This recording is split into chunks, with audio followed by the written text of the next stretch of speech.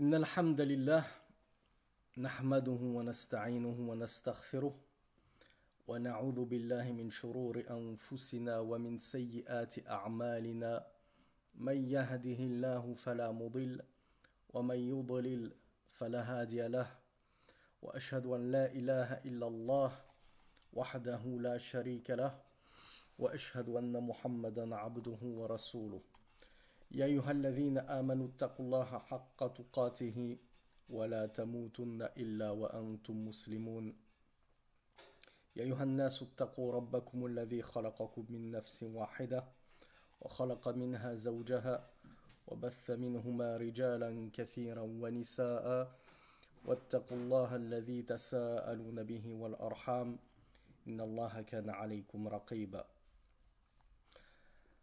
Assalamu alaikum wa rahmatullahi wa barakatuh.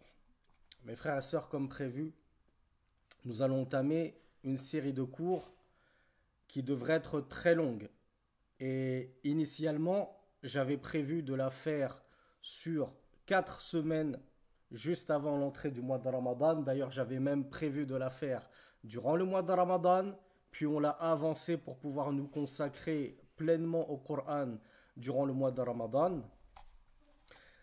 Et j'ai dû voyager et du coup ça m'a enlevé une semaine sur les 4 semaines que j'avais prévu de consacrer à la première partie de ce séminaire, à la première partie de cette série de cours qui portera donc sur le thème du mariage et qui est issue d'une conférence ou même d'une série de conférences qu'avait donné le noble Cheikh Sulaiman Ar-Ruhaili Hafizahullah concernant ce thème-là. Et j'avais prévu que durant les 4 premières semaines, on aborde les sagesses du mariage, le jugement du mariage et la jurisprudence du mariage. Et il se peut que on doive s'arrêter à partir de la 3e semaine avant de détailler tous les jugements relatifs du mariage. Et du coup, on fera ceci, insha'Allah ta'ala, après Ramadan. Donc on verra la suite de la suite de ces conférences-là au mois de Shawwal. Et peut-être que certains d'entre vous savent à quel point Aïcha radiallahu anha, l'épouse favorite du messager d'Allah sallallahu alayhi wa sallam, enjoignait les gens à se marier au mois de Shawwal parce qu'elle s'est elle-même mariée avec Rasulullah sallallahu alayhi wa sallam durant le mois de Shawwal. Le mois de Shawwal qui suit le mois de Ramadan. Donc on essaiera de poursuivre cette série de cours au mois de Shawwal. Donc vous voyez pourquoi je vous disais que ça va être une très longue série de cours, insha'Allah, parce que je ne sais pas si elle va nécessiter 6 ou 7 ou 8 ou 9, Allahu a'lam, le nombre de semaines qu'elle va nécessiter.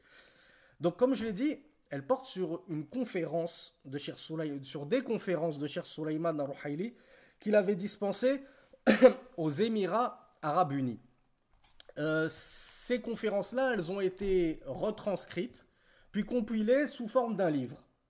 Donc le livre, je l'ai à la maison, walhamdulillah, et ceux qui préfèrent les audios, sachez que les conférences sont également disponibles sur YouTube, de la part du Cheikh, hafizahullah. Et dans ce livre, on va traiter donc le titre du livre, pour ceux qui le demandent toujours, Fiqh nikah wal ishratu bayna az-zawjayn, ou wal ishrati bayna az-zawjayn. La jurisprudence du mariage et de la vie conjugale entre les deux époux. Dans ce livre et ces conférences du Cheikh, elles sont exceptionnelles. Allahumma barik, le Cheikh Sulaiman Ar-Ruhaili, pour ceux qui le connaissent, et il me fait penser beaucoup à Cheikh Ibn Uthaymin. Il avait une facilité à vulgariser les sujets qu'il traitait, c'est-à-dire à les simplifier, de sorte que tout nous paraît facile, alors que ça l'est pas forcément. Il a souvent un avis et une opinion très pertinente lorsqu'il s'agit de trancher dans les divergences al-khilafat. Il est très fort en usul fiqh, et c'est sa spécialité dans les fondements de la jurisprudence. Et donc dans ce livre, on va voir pas uniquement le mariage, mais insha'Allah, on va également traiter d'al-ishra, c'est-à-dire la vie conjugale, et notamment les problèmes liés à la vie conjugale. Et si j'ai choisi de traiter les conférences en entière, dans leur intégralité, insha'Allah ta'ala, et donc ce livre en entier, c'est parce que je reçois malheureusement beaucoup de questions dans la sphère du privé, de la part aussi bien de mes frères que de mes sœurs. Et qu'ils soient jeunes ou âgés, je reçois des questions de la part de toute tranche d'âge. Concernant l'avant-mariage, j'aimerais me marier et j'aimerais avoir des conseils sur ceci et cela. Je reçois des questions de la part de jeunes mariés, chez qui ça commence déjà à dérailler. Je reçois des questions de personnes qui sont très avancées dans le mariage et qui me posent des questions sur certaines choses de leur vie conjugale. Et je reçois des questions malheureusement de couples qui sont en voie de divorce et qui aimeraient divorcer et chez qui rien ne va plus. Donc voilà pourquoi il est important de traiter du sujet du mariage, ses objectifs, les sagesses derrière sa législation, les jugements jurisprudentiels, est-ce que c'est obligatoire le mariage, est-ce que c'est juste recommandé? On va traiter de la polygamie, des choses comme ça. On va traiter des différents mariages interdits, Inch'Allah, mais on va essayer, Inch'Allah, dans un second temps, donc peut-être au mois de Shawwal, ou même sûrement au mois de Shawwal et après Shawwal, de traiter aussi des relations conjugales au sein du foyer. Et une fois qu'on aura fini ce livre-là, et donc cette série de conférences, Inch'Allah, on entamera, je ne sais pas si on le fera tout de suite à la suite ou si je ferai une série de cours sur un autre sujet pour nous changer un peu les idées.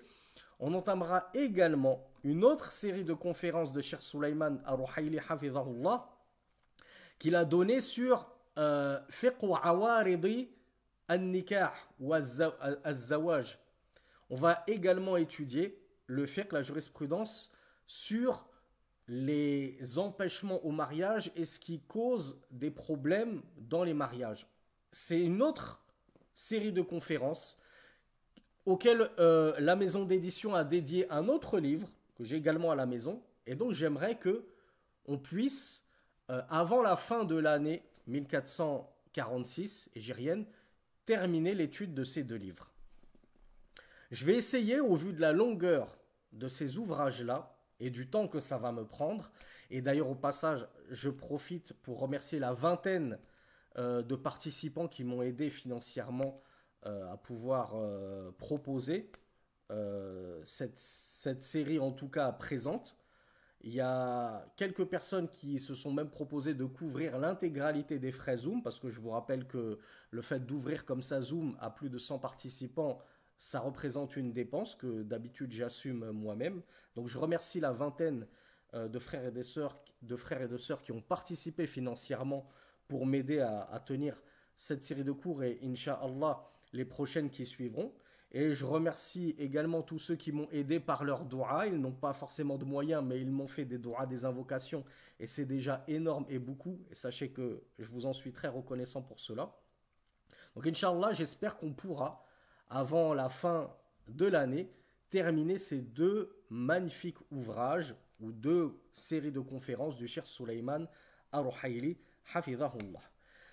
En introduction, le Cheikh, alors juste pour ceux qui nous découvrent pour la première fois, et ça ne m'étonnerait pas qu'il y en ait beaucoup au vu du nombre de participants, même si je sais que c'est uniquement le thème qui a fait venir la plus grande partie d'entre vous, et qu'il y en a qui ne doivent même pas me connaître. Mon mode opératoire, c'est généralement que je traduis des livres en direct de la part de nos grands savants. Si je me permets quelquefois d'ajouter quelques annotations, eh bien si j'ai bon, c'est par la grâce d'Allah subhanahu wa ta'ala, et si parfois je me trompe, ben, c'est uniquement dû à ma grande ignorance et qu'Allah me pardonne, azza wa jal. Deuxièmement, ces séries de cours, elles sont non mixtes, donc rassurez-vous, je suis le seul à pouvoir lire vos questions, vos commentaires. Cependant, pour les questions, on les réserve toujours soit en fin de cours, soit je dédie 30 minutes à la fin du dernier cours de la semaine. Donc généralement, vendredi, une fois que le cours il est terminé, je dédie 30 minutes, 1 heure à répondre aux questions-réponses qui ont trait avec les cours qui ont été proposés durant la semaine. Et on essaye de ne pas déborder du cadre des cours et du thème, parce que, je le rappelle, je ne suis pas un moufti. et je ne suis pas habilité à délivrer des fatwas et à répondre à des questions à tort et à travers. Et ce n'est pas ma vocation. Ma vocation, c'est juste d'essayer d'être une roue de secours pour vous en attendant que vous ayez la langue arabe pour pouvoir vous rapprocher directement des savants et prendre la science directement de ces véritables détenteurs, ce dont je suis très loin d'être. Donc, tout ça pour vous dire, essayez de m'interrompre le moins possible durant le cours par vos questions. Je précise pour ceux qui nous suivent sur TikTok, parce que j'ai lancé également cette série de cours en live sur TikTok, que je ne regardais même pas les commentaires sur TikTok, je me concentre uniquement sur Zoom, et c'est déjà difficile pour moi de pouvoir lire tous les commentaires qui défilent sur Zoom, notamment lorsqu'on est 200, et si je rajoute la cinquantaine sur TikTok, vous vous doutez bien que c'est impossible pour moi de lire tous vos messages, et encore moins d'y répondre. Donc voilà pourquoi on réserve les questions-réponses à la fin du dernier cours de la semaine, donc vendredi, Inch'Allah, sachant qu'il y aura, comme je l'ai dit, 3 semaines de cours, Inch'Allah, avant le début du mois de Ramadan. Donc en introduction, le cheikh Sulaiman Ar-Ruhayli, Hafidhahullah, expliquait que la religion de l'islam, c'est une religion parfaite qui contient tout le bien et tout ce qui est bénéfique et profitable à l'homme. Et parmi ce bien que la religion de l'islam contient et renferme, et ce qui est profitable et bénéfique à l'homme, il y a la législation du mariage. Donc sans plus tarder, le shir nous dit Famin ahammiyatin nikah. Parmi l'importance que revêt le mariage, on pourrait citer Annahu mithaqun ghalidh. Est-ce que ça fait penser, est-ce que ce terme-là, ou ces deux termes, côte à côte, mithaqun ghalidh, font penser à quelque chose à l'un d'entre vous? Et notamment ceux qui auraient appris, qui seraient allés jusqu'à Surat An-Nisa, les femmes, dans leur apprentissage du Coran. Effectivement, c'est un terme que le cheikh a emprunté à Allah subhanahu wa ta'ala lui-même lorsqu'il a décrit le mariage en nous disant wa kayfa ta'khudhunahu wa qad afda ba'dukum ila ba'din wa akhadhna minkum mithaqan ghalidha. Allah azza wa jalla nous dit dans la sourate les femmes An-Nisa, c'est la sourate numéro 4 du Coran, verset 21. Allah azza wa jalla nous dit et comment est-ce que vous prendriez d'elle quoi que ce soit pour ceux qui divorcent leur femme et chercheraient à récupérer la dot?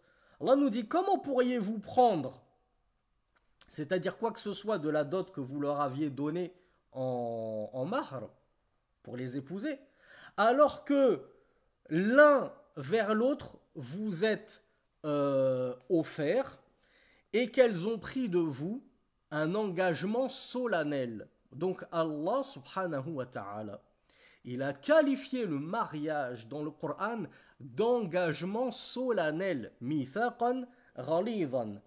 Et le prophète sallallahu alayhi wa sallam dans un hadith a dit wattaqullaha fin nisa, craignez Allah en les femmes, fa innakum akhadhtumuhunna bi amanillah, et dans une version du hadith bi amanatillah.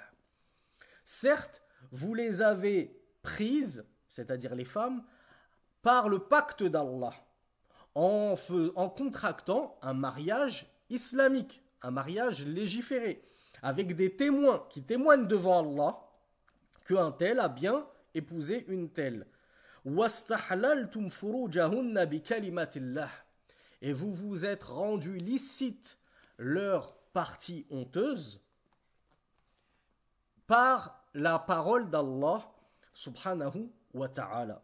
Donc on voit que le mariage en islam, il revêt une grande importance et ce n'est absolument pas un jeu et quelque chose à prendre à la légère. C'est un engagement qu'on prend devant Allah subhanahu wa ta'ala, un engagement solennel. ومن شأن النكاح العظيم أن الله سبحانه وتعالى امتن به على عباده. Parmi les immenses vertus du mariage, c'est qu'Allah subhanahu wa ta'ala, il en a rappelé, il en a, comment dire, il a rappelé à ses serviteurs la grande faveur qu'il leur a faite de leur permettre de se marier et de s'unir dans le halal les uns avec les autres. وَلَا يَمْتَنُّ الْعَظِيمُ سُبْحَانَهُ وَتَعَالَى إِلَّا بِعَظِيمٍ. Et Allah, l'immense, ne rappelle pas ses faveurs envers ses serviteurs, si ce n'est pour une chose elle-même immense, nous dit le cheikh Sulaiman al-Ruhaili. Allah Azza wa Jal nous dit dans la le cheikh nous dit qu'Allah Azza wa Jal nous dit dans la sourate An-Nahl, les abeilles, verset 72, Wallahu ja'ala lakum min anfusikum azwaja. Et Allah a fait pour vous, de vous-même, issu de vous-même. Je rappelle que Ève, Hawa, est issue d'une côte d'Adam. Elle est issue d'Adam. Ce n'est pas une création qu'Allah Azzawajal a suscité du néant. Il s'est basé pour créer Ève sur une côte d'Adam et il en a donc fait sortir Ève. Donc Allah Azzawajal nous rappelle dans le Coran, dans ce verset 72 de la sourate An-Nahl, les abeilles, et Allah a fait pour vous.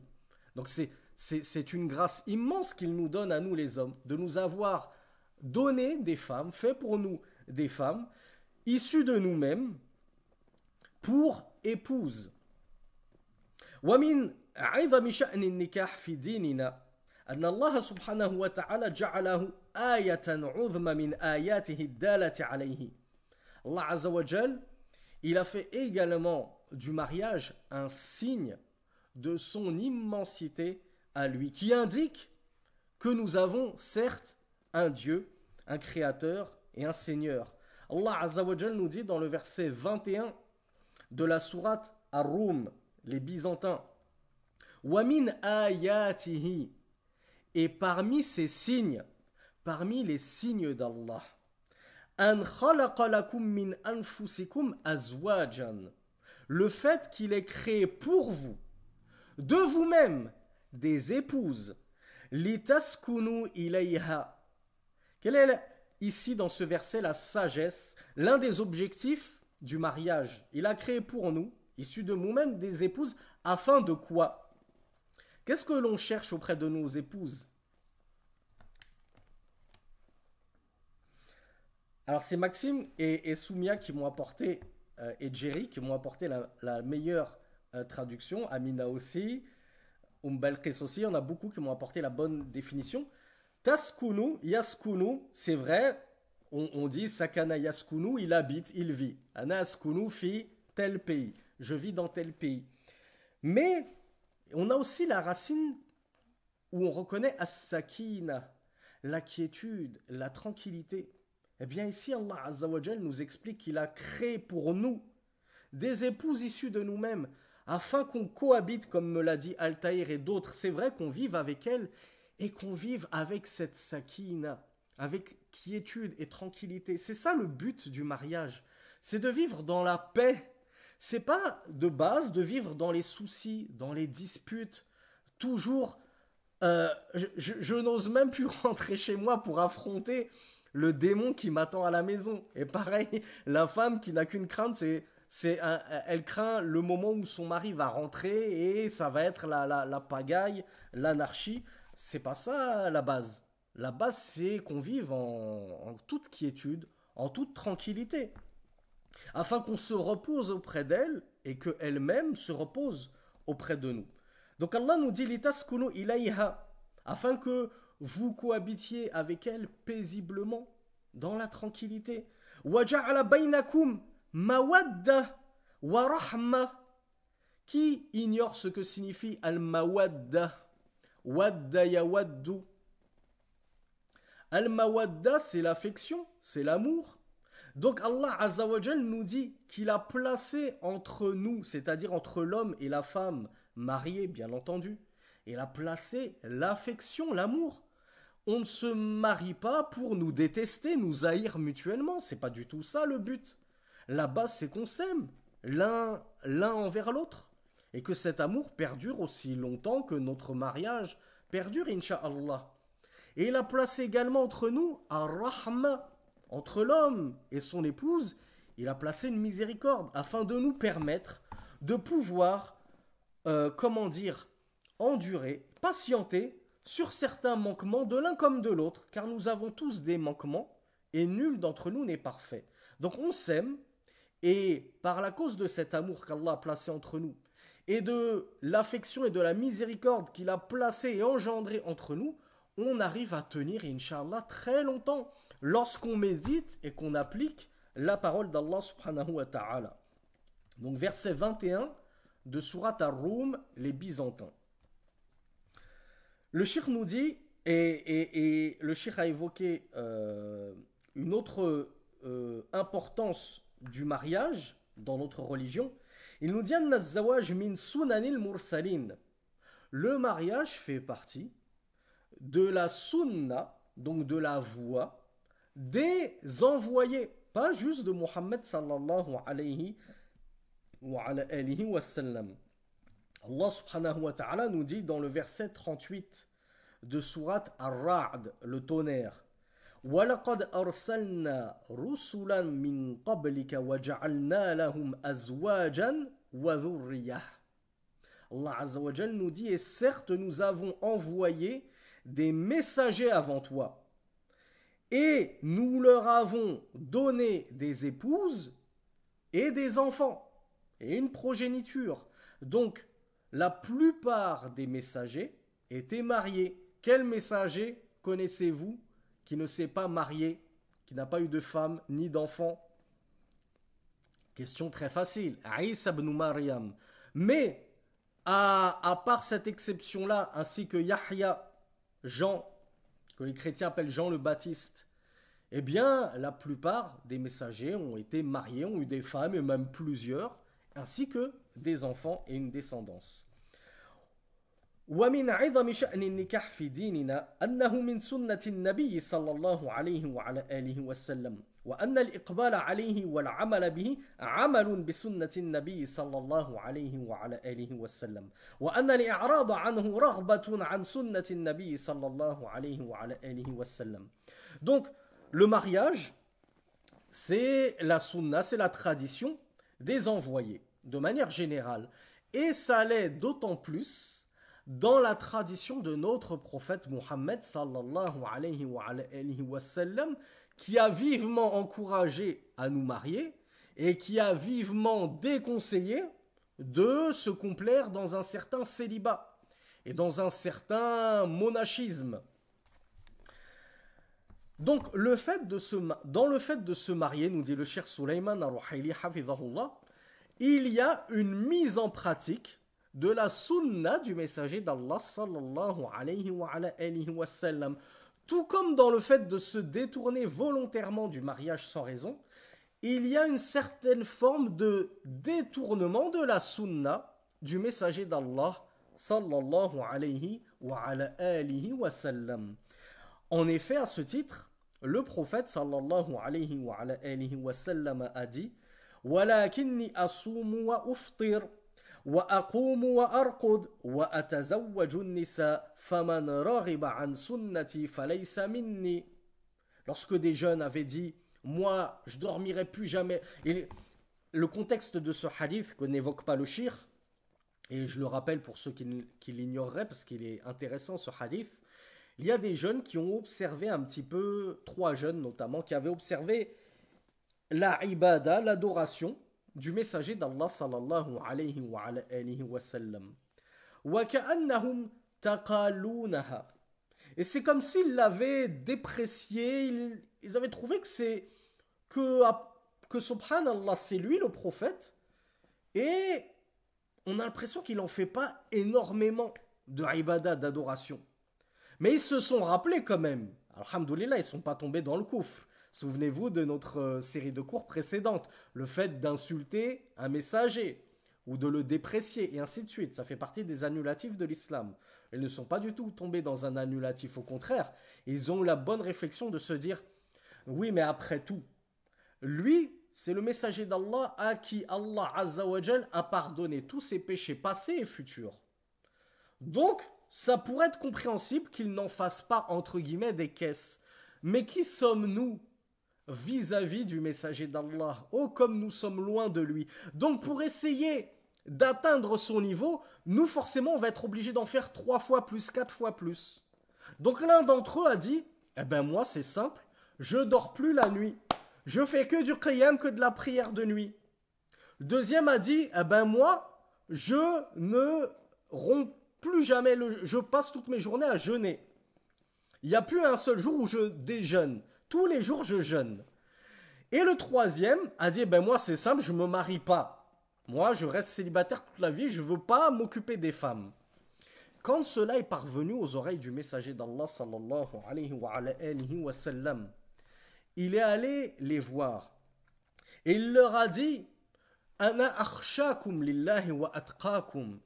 Moi, je suis certes le plus craintif des gens et le plus pieux vis-à-vis d'Allah subhanahu wa ta'ala. Et pourtant, je jeûne et je déjeune. Il m'arrive de passer des journées sans jeûner. Je prie, c'est-à-dire la nuit, et je dors la nuit. Je passe pas toute la nuit entière en veillée, en prière. Et je marie les femmes, j'épouse les femmes, je reste pas célibataire. Et comment il a conclu ses propos? Il a dit, et quiconque se détourne de ma sunna, c'est-à-dire par dédain, par mépris, comme si ma sunna était pas assez bien pour lui, et qui veut faire mieux que ma sunna, mieux que moi, eh bien, falaysa minni, ne fait pas partie de moi. Je me dédouane d'une telle personne. Et ce hadith, vous le trouverez dans l'authentique de Bukhari, numéro 5063, et dans l'authentique de Muslim, numéro 1401. D'après Aïcha, radiyallahu anha, le messager d'Allah, sallallahu alayhi wa sallam, a dit An-nikahu min sunnati. Le mariage fait partie de ma sunna, de ma tradition. Faman lam ya'mal bi sunnati falaysa minni. Quiconque donc n'œuvrera pas selon ma sunna, ma tradition, ne fait pas partie de moi. Wa tazawwaju fa inni mukathirun bikum al-umam. Mariez-vous donc, car je serai plein de fierté envers vous devant les nations, lorsqu'au jour dernier, chaque prophète viendra avec toute la nation qui l'aura suivi. Bien Rasulullah sallallahu alayhi wa sallam sera fier d'avoir, alors qu'il est venu en tout dernier, parmi tous les prophètes, c'est lui le dernier, sallallahu alayhi wa sallam, et malgré tout, c'est celui qui aura le plus de suiveurs, et il s'en réjouira. Et cela sera une source de bonne fierté pour lui. Donc, comment obtenir une nation de musulmans nombreuses en passant par un autre chemin que le mariage, un autre chemin légiféré que le mariage. Donc voilà pourquoi Rasulullah sallallahu alayhi wa sallam nous a incité à nous marier pour justement procréer et multiplier sa umma afin qu'il possède la umma la plus nombreuse au jour de la résurrection. وَمَنْ كَانَ ذَا طَوْلٍ فَلْيَنْكِحْ. Quiconque en possède les moyens, puisqu'on le verra, Inch'Allah, dans la suite de ces cours-là, se marier, ça nécessite quand même certains moyens.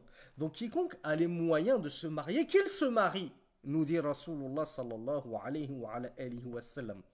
Et quiconque n'en trouve pas les moyens, on a un frère, il a 15-16 ans, il a nulle part où héberger sa femme, il a même pas, c'est à peine s'il a de l'argent pour mettre du pain dans sa bouche, alors que dire de la bouche de sa femme? Qu'a dit le prophète sallallahu alayhi wa sallam? Il lui a recommandé de jeûner. Il a dit, eh bien qu'il jeûne, celui qui n'en trouve pas les moyens. Fa'alayhi bis-siyam. Fa'inna as-sawma lahu wija'. Car certes le jeûne est pour lui une castration. C'est-à-dire ça va castrer ses pulsions, ses désirs, notamment charnels. Castrer, c'est-à-dire ça va lui couper, ça va lui ôter ses désirs, en tout cas ça va les diminuer, les refroidir grandement. Et ce hadith-là, vous le trouverez dans les Sunan d'Ibn Majah, numéro 1846. ومن عظم شأن النكاح في ديننا أنه سبب لخير ما يكنزه الإنسان فقد قال بعض الصحابة رضوان الله عليهم لو علمنا أي المال خير فنتخذه أي حتى نتخذه قال النبي صلى الله عليه وعلى آله وسلم أفضله لشأن ذاكر أفضله لسان ذاكر pardon وقلب شاكر وزوجة مؤمنة تعينه على إيمانه. Le cheikh nous dit parmi les grandes vertus et les grands mérites du mariage, il y a le fait que les compagnons, c'était, comme ils le faisaient bien souvent, se questionnaient les uns les autres pour savoir quelle était la meilleure œuvre, quelle était la meilleure chose, et ainsi de suite. Un jour, ils s'étaient questionnés en se demandant quel était le meilleur bien que pouvait posséder un homme. Rasulullah sallallahu alayhi wa sallam les entendit s'interroger mutuellement et il leur répondit en leur disant Afdaluhu lisanun dhakirun. Le meilleur bien, si on peut appeler ça un bien, puisque je ne sais pas si on peut appeler ça un bien matériel, c'est plutôt un bien organique, vous allez comprendre pourquoi. Il leur a dit la meilleure chose que l'un d'entre vous puisse posséder, c'est une langue qui mentionne souvent Allah. Lisanun dhakirun, une langue qui fait beaucoup de dhikr, l'évocation d'Allah subhanahu wa ta'ala. Wa qalbun shakirun, et un cœur plein de reconnaissance vis-à-vis de son Seigneur. Donc un cœur qui exprime souvent sa reconnaissance vis-à-vis d'Allah. Et quelle est la troisième chose après une langue qui fait plein de dhikr et un cœur plein de reconnaissance vis-à-vis d'Allah? Rasulullah sallallahu alayhi wa sallam, et c'est là où nos sœurs vont être très contentes. Rasulullah a dit wa zawjatun mu'minatun, et une épouse croyante qui va aider son mari dans la foi. Ala imanihi. Allahu akbar. Regardez l'immense mérite que d'avoir une épouse pieuse, une épouse croyante. Donc bien entendu, comme on le verra dans la suite de ces cours, choisissez en priorité la femme pieuse. Ne mettez pas la charrue avant les bœufs en misant tout sur le physique, en misant tout sur son argent parce qu'elle est riche, en misant tout sur sa généalogie, mais misez tout sur sa religiosité. Et lorsque vous voyez qu'il y a de grandes défaillances dans sa religiosité, alors prenez vos jambes à vos coups. فالزوجة المؤمنة التي تعين زوجها على الإيمان وعلى التدين هي من خير ما يكنزه العبد في دنياه. Donc la femme pieuse, croyante, qui va aider en plus son mari à travailler sur sa religiosité à lui, eh bien ça fait partie des meilleurs biens, si je puis le dire ainsi, et j'espère que nos sœurs ne nous en voudront pas pour cette expression. Elle fait partie des meilleures choses que puisse posséder et s'accaparer et mettre le grappin sur l'homme concernant sa religion. وبالنكاح يتحقق خير متاع الدنيا كما قال نبينا صلى الله عليه وعلى آله وسلم. Et c'est le prophète sallallahu alayhi wa sallam qui les avait qualifiés de la sorte, les femmes. Et ce n'est pas du tout péjoratif et dégradant, si ce n'est chez les néo-féministes qui ont été gangrénés par le fléau du féminisme. Parce que Rasulullah sallallahu alayhi wa sallam, alors j'avais pas lu la source, n'est-ce pas, pour le hadith juste avant que je viens de vous lire, vous le retrouverez dans le Musnad de l'imam Ahmed, numéro 22392, et vous le retrouverez également dans les Sunan de Tirmidhi, numéro 3094. Donc, le Cheikh Sulayman Ar-Ruhayli hafidhahullah, en nous rappelant que la femme fait partie des meilleurs biens qu'on puisse s'accaparer dans ce bas monde, il nous dit d'ailleurs, le prophète sallallahu alayhi wa sallam avait dit ad-dunya mata'un. Qui me le traduit? Pour que je sois sûr que c'est pas moi qui traduis mal et que je me mette pas à dos la moitié du public, parce que la moitié du public est composée de femmes.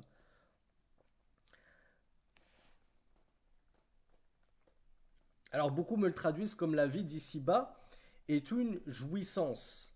Et effectivement, المتاع هو ما يتمتع به الإنس.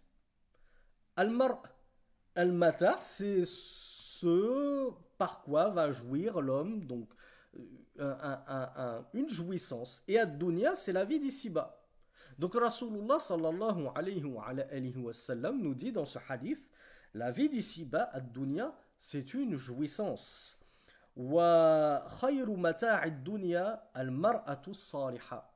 Et la meilleure jouissance se trouvant dans la vie d'ici-bas, c'est la femme vertueuse. Donc c'est Rasulullah sallallahu alayhi wa sallam qui a décrit la femme pieuse comme une jouissance de la vie d'ici-bas, mais certes, elle est la meilleure de toutes les jouissances que possède ce bas monde ou qui se trouve dans ce bas monde. Et ce hadith, il est authentique et il se trouve dans le recueil de Muslim, numéro 1467.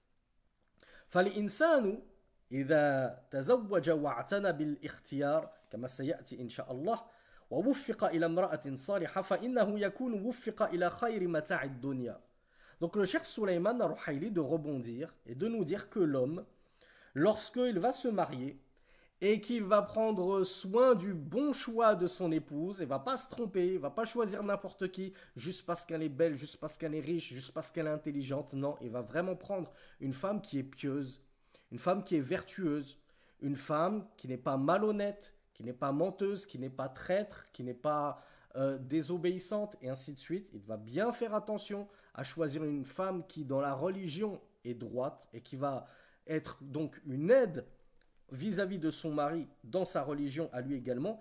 Eh bien, cet homme-là, il aura mis le grappin sur ce que la dunya contient de meilleur et en termes de jouissance. ومن عظم شأن النكاح في ديننا وفي الواقع أنه سبب من أسباب السعادة إن وفق الرجل إلى المرأة الصالحة. Parmi les bienfaits du mariage, il y a le fait qu'il va être une cause du bonheur de l'homme dans cette vie d'ici-bas si il met encore une fois le grappin sur la femme vertueuse. Et ce sera la même chose pour la femme.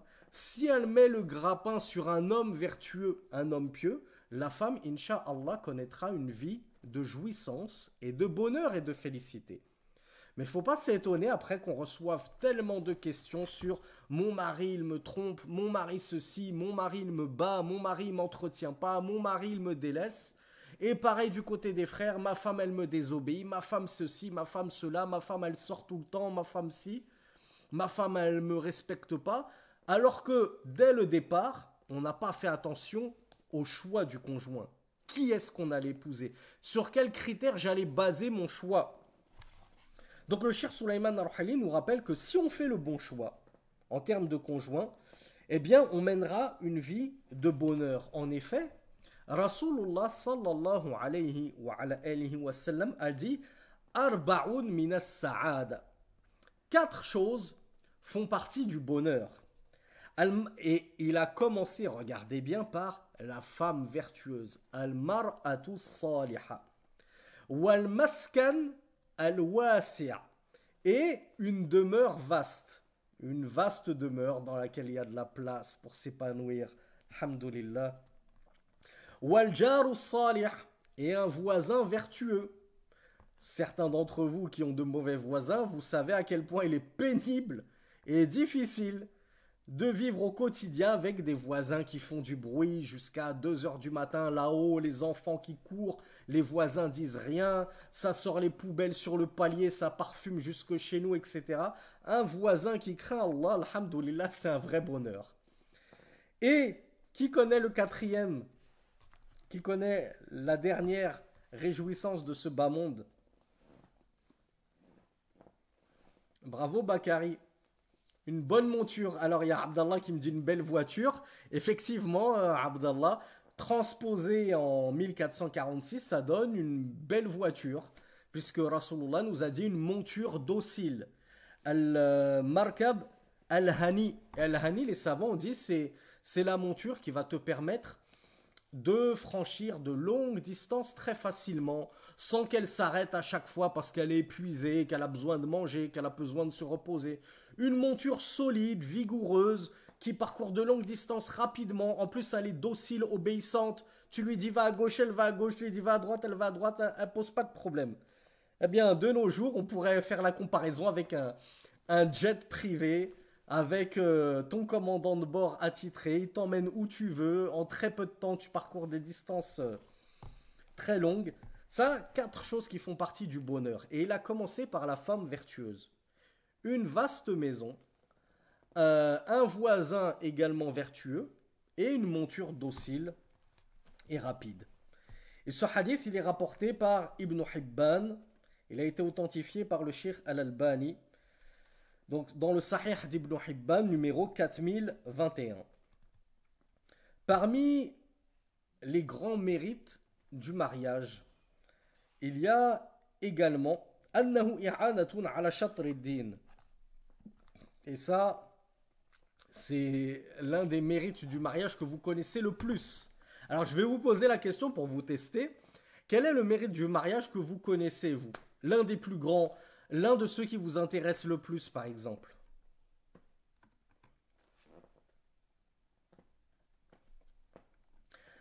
Alors, il y a Mohammed qui nous parle de la moitié de la religion. Abdullah également. Soumia également. Il y en a qui m'ont parlé de préserver la chasteté. On le verra également. Rida également nous parle de 50% de la religion. Yusha également. Et c'est ce qui revient le plus. Et ça ne m'étonne pas. J'étais sûr que c'était le premier mérite qui vous venait à l'esprit lorsqu'on parle de mariage. Vous pensez, ça complète la moitié de ma foi, ça complète la moitié de la religion. Bien sûr, il y a d'autres mérites que certains ont évoqués, comme le fait que ça aide à baisser le regard, et ainsi de suite. Le Cheikh Souleymane Narouhali nous dit parmi les immenses mérites du mariage, il y a le fait qu'il soit une aide dans l'accomplissement de la moitié de la religion. Bal huwa nisfuddin, mais plutôt il est le mariage la moitié de la religion, nous dit le Cheikh Souleymane Narouhali hafidahullah. Fannikah fi mizan shar'i nisfuddin. Le Cheikh nous dit le mariage dans la balance de la religion, il représente la moitié de la religion. فعن أنس بن مالك رضي الله عنه أن رسول الله صلى الله عليه وعلى آله وسلم قال من رزقه الله امرأة صالحة فقد أعانه على شطر دينه فليتق الله في الشطر الباقي. Dans un hadith que l'on trouve chez At-Tabarani, qu'on trouve chez Al-Hakim, qui l'a jugé authentique, que le Cheikh Al-Albani a jugé Hassan, correct. Vous le trouverez donc dans Al-Awsat d'At-Tabarani sous le numéro 972 et vous le trouverez dans le Sahih At-Targhib wa At-Tarhib de Cheikh Al-Albani sous le numéro 1916. Le prophète sallallahu alayhi wa sallam a dit, comme rapporté par son domestique, son serviteur Anas ibn Malik, quiconque Allah lui a fait le don de la subsistance d'une épouse vertueuse. Et notez bien qu'on n'a pas juste parlé d'une épouse, on a parlé bien d'une épouse vertueuse. Il y a une condition, il y a un qaïd, il y a une restriction. Il faut qu'elle fasse partie des vertueuses, des salihat, donc des pieuses. Donc quiconque Allah lui a donné une épouse vertueuse, il l'a certes aidée dans la moitié de sa religion, alors qu'il craigne Allah dans l'autre moitié. La moitié de ta religion, elle a été complétée par cette épouse vertueuse. Pourquoi? Parce qu'on le verra, ça va être une aide pour toi dans ta religiosité. Tu vas, comme vous le dites vous les jeunes, tu vas glow up, tu vas level up, elle va te motiver à faire du qiyamul layl, elle va te motiver à jeûner, elle va te motiver à lire le Coran. Et toi également, tu vas la motiver si tu es quelqu'un de pieux. Mais en tout cas, une épouse pieuse, lorsque toi tu as des baisses de foi, des moments où tu as envie de baisser les bras, etc., elle va être là pour te secouer, pour te rappeler Allah, pour te motiver. Et toi, tu vas la voir jeûner, tu vas te dire, c'est la honte. Moi, je suis l'homme, je jeûne pas, et elle jeûne. Ça va te donner envie de jeûner. Pareil pour le qiyamul layl, pareil pour la lecture du Coran, et ainsi de suite. Et ça va être une saine concurrence. Donc, déjà, quand tu mets le grappin sur une épouse pieuse, Tu as mis le grappin sur la moitié de ta religion. Ensuite, reste à parfaire l'autre moitié de ma religion. Et là, je vais devoir travailler solo. Là, je vais devoir faire des efforts. Je ne peux plus toujours compter sur ma femme. Ma femme, elle m'a déjà apporté la moitié de ma religion. Maintenant, l'autre moitié, attaqillah, comme l'a dit Rasulullah, qu'il craigne Allah dans la moitié restante de sa religion.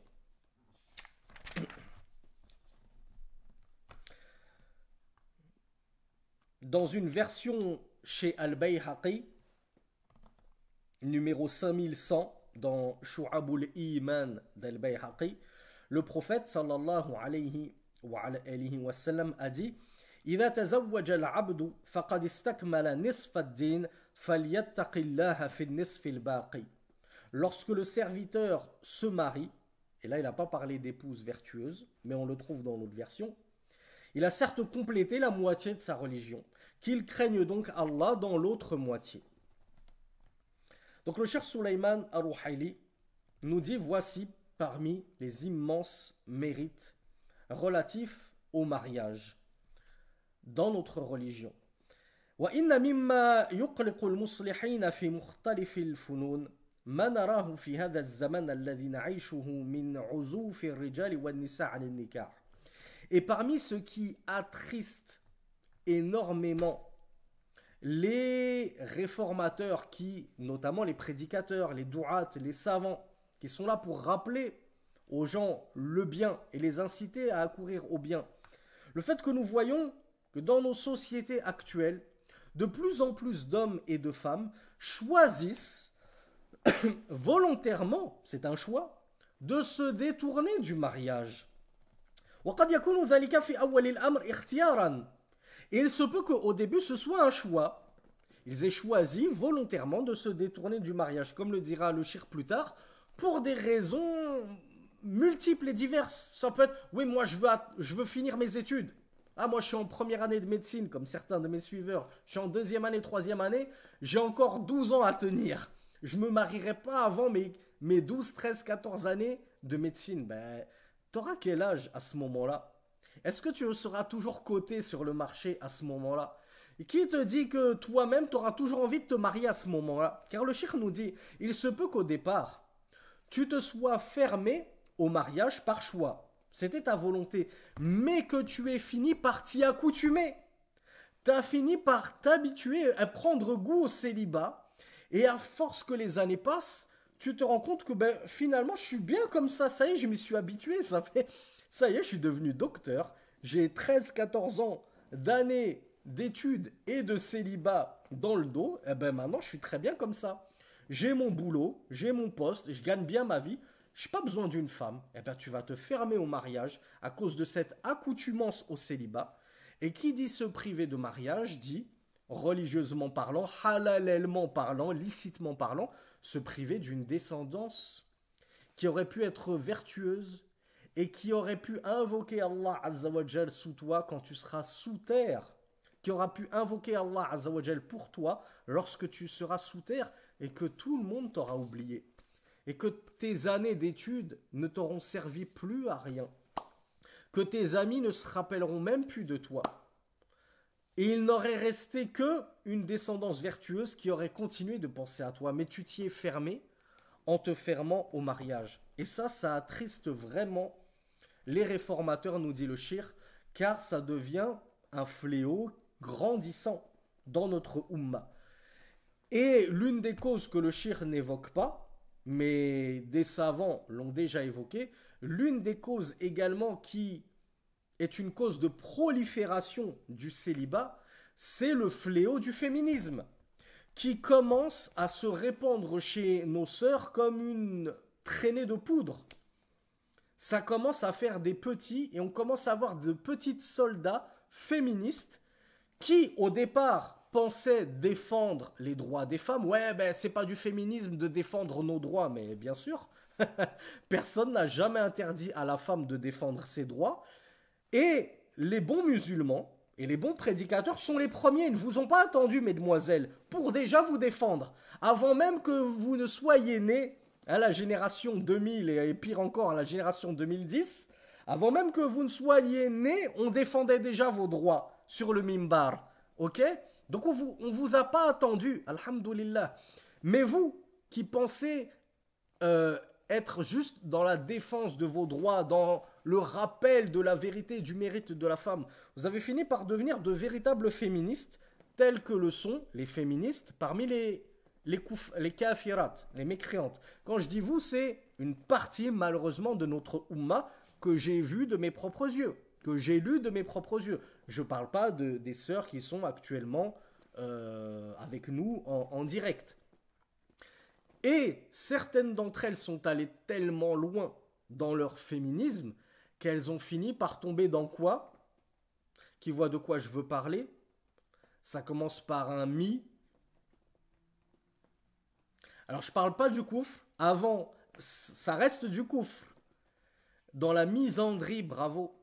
On a des sœurs qui sont devenues misandres, c'est-à-dire qu'elles exècrent le sexe masculin. Quand je dis sexe masculin, c'est-à-dire elles exècrent, elles abhorrent, elles détestent, elles haïssent l'homme. Tout homme, elles détestent l'homme qu'Allah Azza wa Jal a créé pour elles. Subhanallah. Et il les a créées, elles, pour les hommes. Mais non, elles détestent les hommes. Donc, elles se complaisent soit dans le célibat, soit elles finissent carrément par devenir, excusez-moi, homosexuelles. Et je n'oublierai jamais cette fois où, lorsque j'étais imam d'une des mosquées en France, en plein 93, en plein Livry-Gargan, une sœur était venue me trouver à la fin d'une khutba, à la fin d'une prière du vendredi, pour m'annoncer qu'elle était homosexuelle et qu'elle voulait des conseils pour s'en sortir. Et je n'en croyais pas mes yeux. Je ne pensais même pas que ça existait chez nos sœurs. Dans le 93, une sœur qui portait le djilbab. Voilà à quoi peut mener justement le fléau du féminisme. À toujours acculer l'homme, les hommes c'est les pires, c'est ceci, c'est cela, on n'a pas besoin d'eux sur terre, etc. Allah il a créé les deux sexes pour se compléter et se soutenir et s'unir les uns les autres. Et certainement pas pour que les hommes se contentent des hommes et que les femmes se contentent des femmes.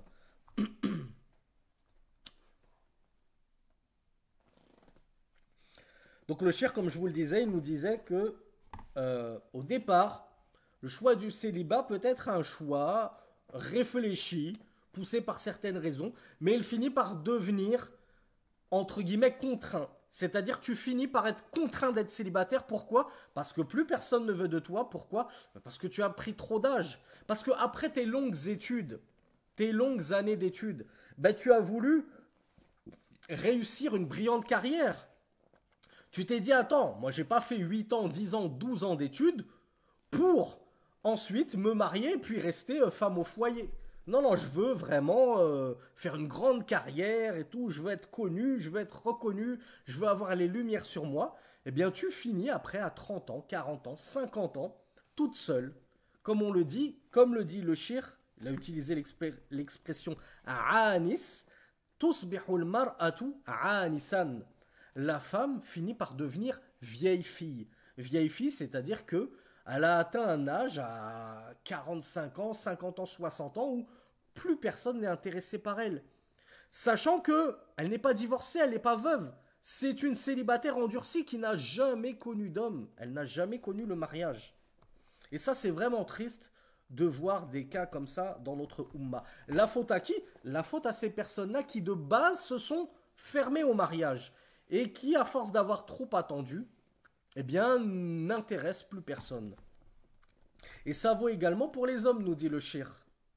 Hafidahullah. Il y a des hommes, des frères, qui se ferment au mariage, et parce qu'on leur a fait miroiter que, t'inquiète pas, Akhi, nous, on n'est pas comme les femmes, on n'est pas comme les sœurs, nous, à 50 ans, à 60 ans, on ne cesse d'être encore plus beau que quand on était jeune avec nos petits cheveux grisonnants, là, ça les fait toutes craquer. T'inquiète pas, tu seras jamais, comment on appelle ça, dans les stocks, dans les bacs. Tu trouveras toujours chaussures à ton pied. Ben non, il y a des hommes qui, à cause justement de leur âge très avancé, finissent par ne plus trouver personne. Si ce n'est, entre guillemets, des choix, des seconds choix. Et quand je dis second choix, c'est pas du tout pour offusquer nos sœurs, mais pour dire des sœurs qui n'ont pas beaucoup de religiosité, des sœurs qui, justement, n'intéressent pas les frères vertueux pieux, qui ne jettent même pas un regard sur ce genre de sœurs. Les sœurs boîtes de nuit, discothèques, qui ont fait les 400 coups, et qui ensuite, à 40 ans, sont toujours toutes seules, 50 ans sont toujours toutes seules, eh bien, toi, il se peut qu'à 50 ans, 60 ans, tu ne finisses par intéresser que des sœurs comme ça.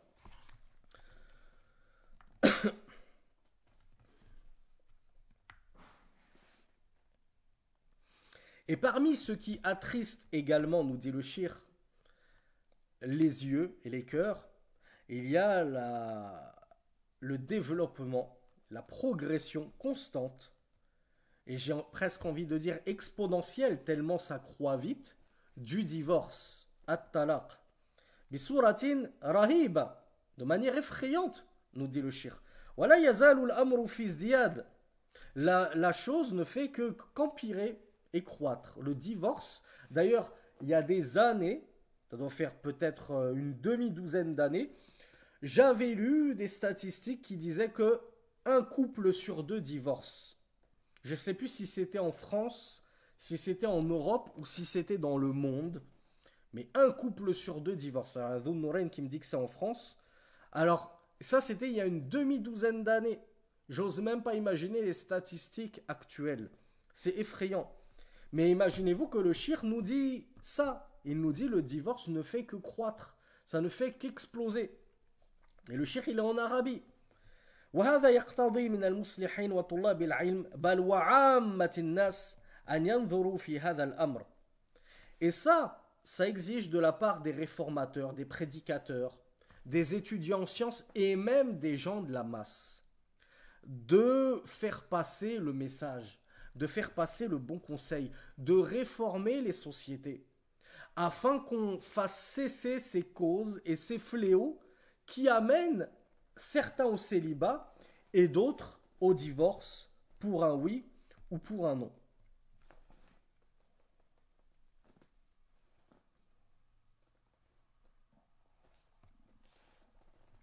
Et celui qui va méditer et regarder attentivement les causes de cela, les causes du fait que les gens ne veulent plus se marier ou divorcent pour la moindre raison, لا يجد أن من أعظم أسبابها الجهل بفقه النكاح في ديننا.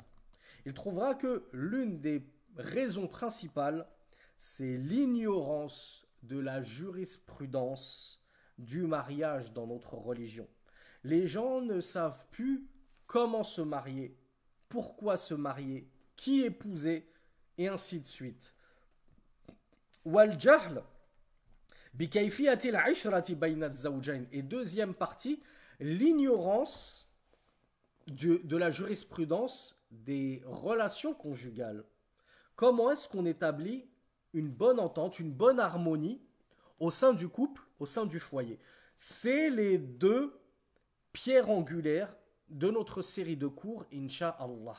On va étudier la jurisprudence du mariage et on va, Inch'Allah, étudier la jurisprudence et les affaires de la vie conjugale. Car le shir nous dit les deux causes majeures qui ont fait tomber tant de personnes dans le célibat endurci et dans les divorces, c'est l'ignorance quant à ces deux sujets-là. L'ignorance de la jurisprudence du mariage et l'ignorance de comment mener une vie conjugale harmonieuse et sereine. ومما يجعل بعض الناس لا يقدر النكاح قدره. Cela a fait que cette ignorance a poussé certains à ne pas accorder au mariage toute l'importance qu'il mérite. Et certes, comme on l'a dit, souvenez-vous au tout début de ce cours, le mariage est un engagement solennel. Mais certains, parmi nos jeunes d'autant plus, considèrent le mariage comme un jeu, comme une frivolité. J'ai juste envie de m'amuser dans le halal. Je pars avec déjà l'idée de divorcer. Qu'après m'être amusé 1 an, 2 ans, je vais divorcer la sœur, je vais demander au frère qui me divorce, et ainsi de suite. Parmi les causes, le fait que l'homme ne sache pas se comporter correctement, décemment, diligemment, avec être un gentleman, un homme avec un grand H, un rajul, avec son épouse. Et pareil que nos sœurs, une grande partie de nos sœurs de nos jours ne savent plus se comporter comme des femmes, avec un grand F. Et la sœur, elle peut avoir 24 ans, 34 ans, mais dans sa tête, c'est à peine si elle en a 16. On a l'impression qu'elle a encore 14 ans. C'est une petite fille. Elle ne sait pas se comporter comme une épouse. Elle ne sait pas se comporter comme une femme qui prend soin de son mari, de son foyer, de ses enfants.